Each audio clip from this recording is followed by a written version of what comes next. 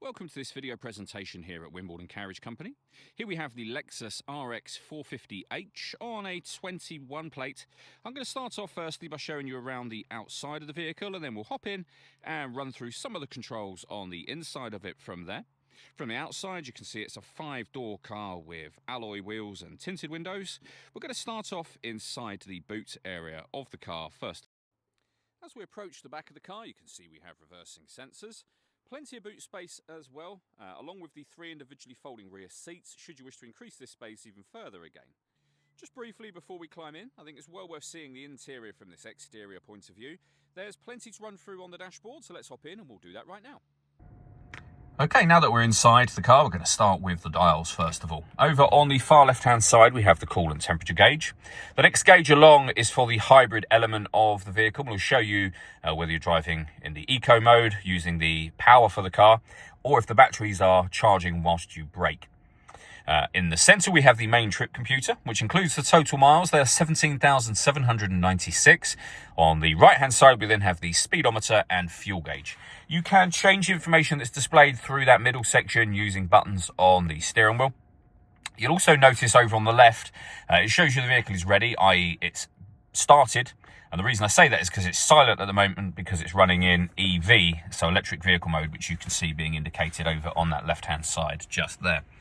If we back out to the steering wheel next, we have stereo and phone controls.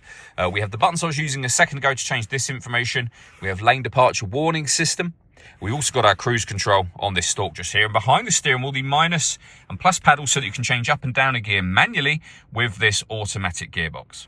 Over into the center next, we have the main screen for the car.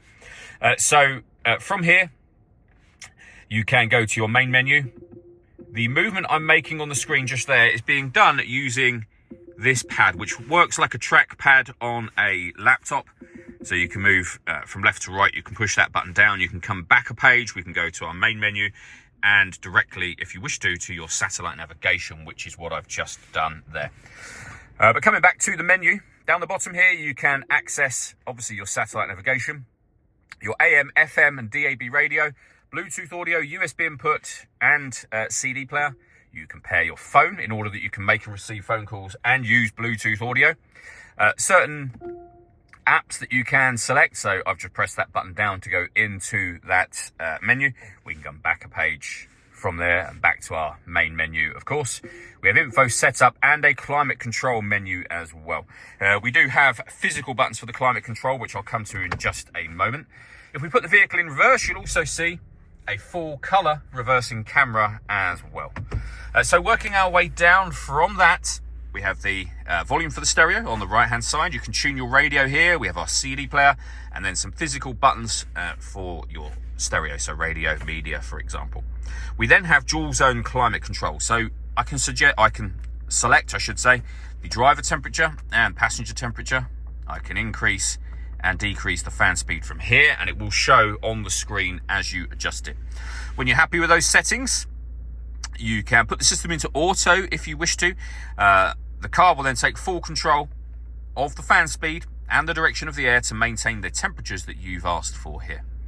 Below that, we have a 12-volt charging socket. If I move the gear lever out of the way, you can see we've got a heated driver's seat with 3 different heat settings, heated passenger seat with 3 different heat settings, and for those summer months, you can also turn on your cooled seats with 3 different settings there as well for both driver and passenger.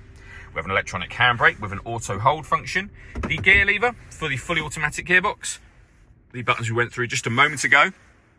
And then over here, you can change the driving setup of the car. You can put it into eco, normal, or sport. If there's enough charge in the vehicle, you can force it into EV mode, and you can turn off your traction control from here as well. And then as you can see, we have a couple of cup holders too. Last thing I wanted to mention is the panoramic glass roof. We have a sun blind just here that you can open up all the way to the back of those rear seats. Now you can leave it like this, and as you can see, that lets in a huge amount of extra light to this cabin area. Or if you wish to, you can open this front section as a full tilt and slide sunroof as well. The last thing I wanted to mention is the paperwork we have for the vehicle. So in the envelope here is the spare key. So 2 keys in total. We have the V5 registration document, of course, and then the service book for the vehicle with a stamp in there for December 2023 for the car's first service.